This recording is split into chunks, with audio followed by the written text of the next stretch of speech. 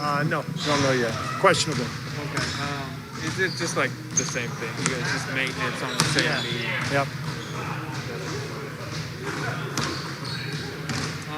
What's up, Logan? Are you good? Dirk, it's Dirk night. It's Dirk night. Yeah. Is that? I remember you guys were at Kobe night in LA too, but isn't it just kind of cool? Yeah. It's going to be really cool to be part of it. Dirk is one of the all-time greats and one of the most respected players of all time. Just playing for one organization that was very special. I think there's a real connection between the guys on our team who have only played for us. Draymond, Steph, Clay.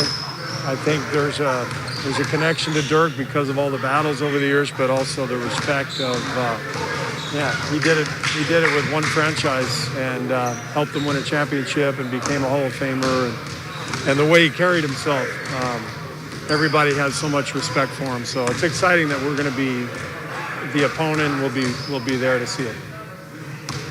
And as a shooter, how do you evaluate what the one-legged fadeaway means to the game? Well, it was so unique.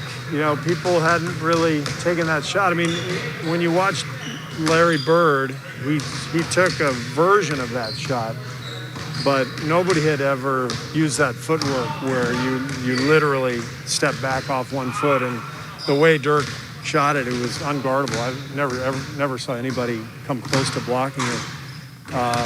It was his signature shot. I mean, that's pretty unique to be able to create your own signature move that the rest of the NBA ultimately copies. Not many people can say that. So I love the silhouette they have on the floor. That's a really good touch. You thought yesterday you weren't going to bring James on the trip, but he's here. What kind of changed? I think because he cleared COVID protocols, that's why he's on the trip. Rick Celebrini's here. If Rick had stayed back on this trip, we would have kept James back with him. But because Rick is on the trip and Clay's on the trip and James cleared protocols, we felt it made sense for him to be around the team. And it was good because we just got him a good practice, went through a lot of our execution stuff that he needs to brush up on. And it's just great to see him and to see him around his teammates. Was he able to do anything today that he hadn't been able to do, or was it mostly the same? Well, just being with the team in a full practice setting has been very rare. He's had a couple of days where that's happened over the past few weeks, and then stuff kept happening that interrupted it, and so this is kind of rare. So I think it's good to get him back with the team now every day. Incorporating him back into what we're trying to do, get him used to all of our actions and our terminology, because it's been a long time since he's played. The sidebar, obviously, to Clay's return is the luxury of your depth. And Draymond's been talking a lot about how you manage it. This is his words, you don't let guys rot on the bench, and the need for positivity. How do you address the need of trying to balance your depth, especially with Clay's return? Well, with Clay, it's different with Clay. I mean, Clay's a Hall of Famer. Clay's Clay. So we start him and we'll play him however many minutes, that first game. My guess is 15 to 20 minutes. And then we just build him up from there. And then we work around him, But, the bench guys, the ones who are either in the rotation or on the fringes of the rotation, that's where the feel comes in. I learned a great lesson from Phil Jackson when I played for him. You just randomly sometimes throw a guy onto the floor before he can languish, And I know I've probably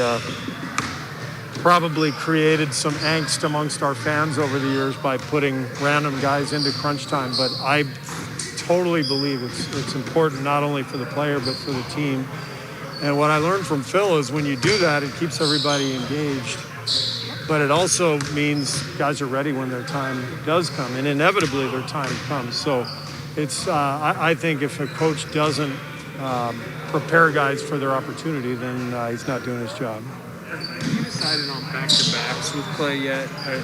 With the expectation, at least We haven't decided anything, but there's a good chance that we'll rest him on back-to-backs. It's all going to depend on how he responds to his early minutes and what Rick is telling me, but I think there's a good chance we'll keep him out of back-to-backs to start, but we don't know that yet.